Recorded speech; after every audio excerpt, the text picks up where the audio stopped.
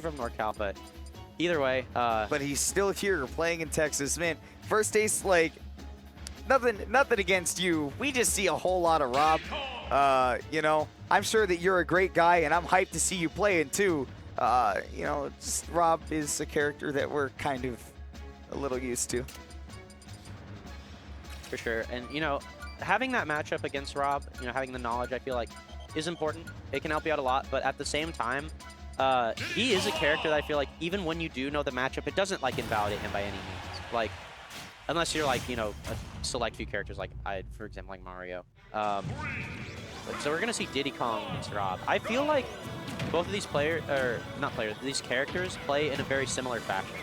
I feel like Diddy Kong and Rob both want to kind of use their item and their, you know, their good fast aerials to kind of get their opponent into a bad situation, and through that just kind of set up, you know, whatever they need to do to kill, and then that kind of helps them out, helps them get in the advantage. I'm interested to see what the difference is, though, since we're seeing 2 consecutive Robs. What the differences between Verstace and Grayson will be, because I think that these are, you know, they're 2 people coming from 2 very different play styles of regions, and that can oftentimes tend to affect how you play most matchups. So what I've noticed, kind of from watching and playing them a bit, is Verstace is kind of able to switch on and off with that really like in-your-face, you know, all-out kind of mode, to the kind of playing back and playing safe mode. I feel like Grayson, when he plays, he really only has kind of one mode. He always plays kind of the same. Now, granted, he plays well, but I feel like being able to transition between those 2 modes really will help Verstace a lot in certain matchups where Grayson may struggle. I think you're right. I think having that adaptability in a matchup, especially against a character like Diddy Kong, who is as versatile a character as Verstace is as a player, you should be able to adapt to whatever situations that he's going to throw at you. But right now, Cam just kind of seems to have an answer for every coming out of disadvantage answer that Verstace has right now. For sure. Ooh, a side B is going to eat him a punish. Ooh, big punish for Cam, too. He didn't even have to, you know, he went above and beyond there, where could have kind of phoned it in and just charged an up smash after that was done, not even worried about reacting. But he said, no, I've got the banana in hand, so I'm going to wait and see which side I'm on so that I can get the biggest punish possible. Look at that. He's up 3 stocks to 1. For sure. And I feel like Cam has kind of ran away with this game. Of course, it is Diddy Kong on FD. I'm not really sure why he didn't strike the stage. Yeah, you definitely don't want to deal with just banana all the time, because platforms give you a way to escape from that. For sure. Maybe Verstace has just seen the clips of Dakpo and he's just like, can Lightning do that? He's like, can Lightning can't do that though? Perhaps. Oh, he tripped on it! Banana. I feel like he's really been struggling to kind of get in here. Cam has just been able to set up his wall with the banana. His defense has been so kind of immaculate that Verstace is really struggling to kind of get anything started.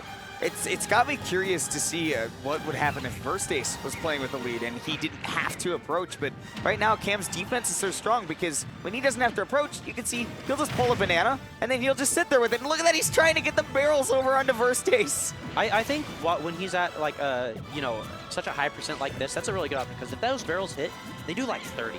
Like they do so much. But at the same time, if Cam whiffs it, then he loses his first stock. So it's like, so what? Yeah. Because at this point, you know, as much percent as he can get off of this first stock is super worth it. And that down tilt up smash, gonna take it. Wow. 3 stock from LightningCam. Dude, the kid is not messing around. Like, since Season 3 of this PR has started, Cam has been on a friggin' rampage, dude. Like, he got 4th at Akon. He's gotten, if not into Grand Finals, really close here at Shockwave. He got 3rd at one Shockwave, the one with the Lux menu. He got 3rd like a week or 2 ago, yeah. Like, he's been doing so absurdly good in this season, and this is just kind of showing it. You know, Verstace is a name that people know, and Cam just 3-stocked him. Granted, was on FD, which is one of Diddy's best stages. It's possible he just didn't ask for character before he, you know, stage struck. I know some people will do that. I personally also do that. And I feel like it can hurt you. Town, while being a stage that Diddy kind of does do well on because the platforms will eventually go away, this is also a really good stage for Rob. The very small horizontal blast zones make it so that side B can kill really early. So if you're able to get a conversion into that, they're dead at like 50.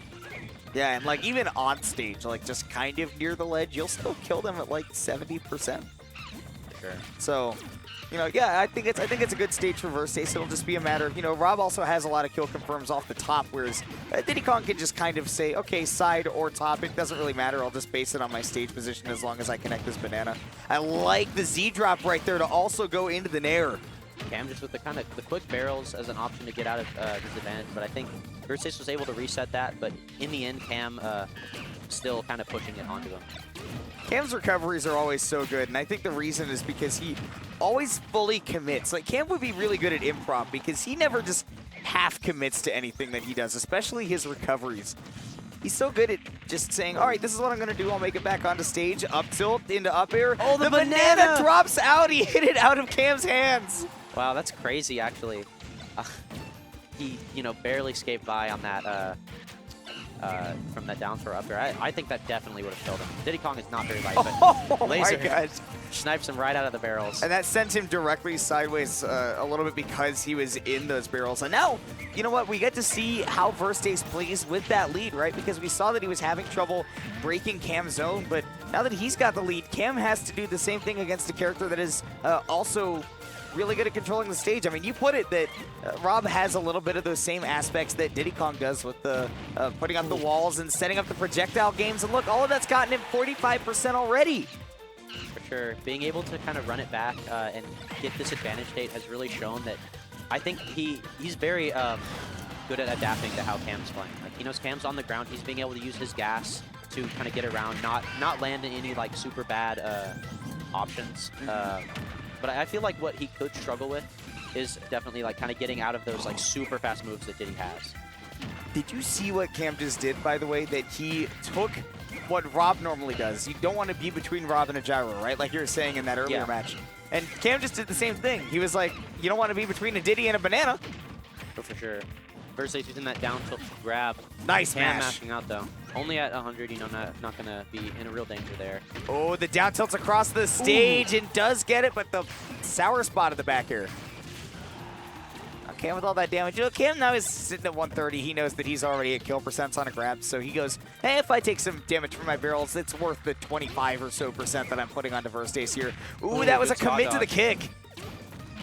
Yeah, it did commit to the kick there, but fortunately he was spaced well enough so that he was not really in any danger there because he was able to spot dodge right when he landed. Ooh, that's the scary thing, like you said, but Cam taking control. That up smash not going to kill at the top because Town and City now has very big vertical blast zones. I feel like he's gone for that side B to catch the landing like 2 or 3 times in this set, and I don't think it's actually worked like at all yet. That side B, if you use it on stage, you're going to eat a smash attack. That's a big punish. Woo. And you're eating a smash attack if you take that banana too. Now Cam's got the lead. Cam bringing it all the way back into his corner. That'll be it. But that's probably going to take it. Just has to get the up air. Oh, he actually heard the footstool in there, but nothing to do off of it.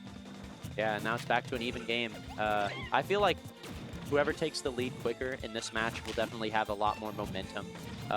You know, if there is a third match going into the third match.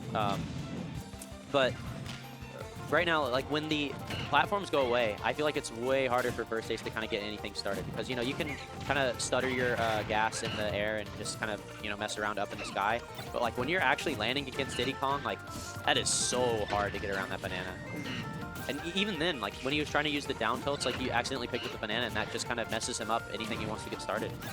Yeah, having multiple double jumps is super good against Diddy Kong. You saw that a lot of characters with multiple double jumps actually didn't do too poorly against Diddy Kong back in Smash 4, and it's kind of the same in this game too. And like you said, Rob can mix up the landings with the gas, with the up B, but you only have so much. Ooh. Yeah, but being on, good stuff by Cam, just kind of getting out of that situation. You don't want to be in ledge against Rob. Got him with the forward smash. Not as strong as it used to be. Very good aerial drift there by Cam. Wow, and now with all barrels. this damage. And he has to land. Like you said, the gas is a mix-up. But it can be a commitment too. Eventually he will run out. That gas is not cheap. And when he runs out of the gas, he has to come falling straight down. And dude, we're like $2.79 a gallon right now. Like, he's staying up there forever. Apparently it's like $4 in California. Yeah, no, California, yeah, Versace is definitely on the high prices, and Cam taking him high up to the top blast zones, and he will be walking away with a 2-0. Second game, much closer than the first one, but it was still a very good matchup for Diddy Kong. And now I'm going to be swapping off, going to play against Oryx, I believe. Zillion is saying that he is swapping off, and he is going to be going to play Oryx, so we'll be probably taking a break.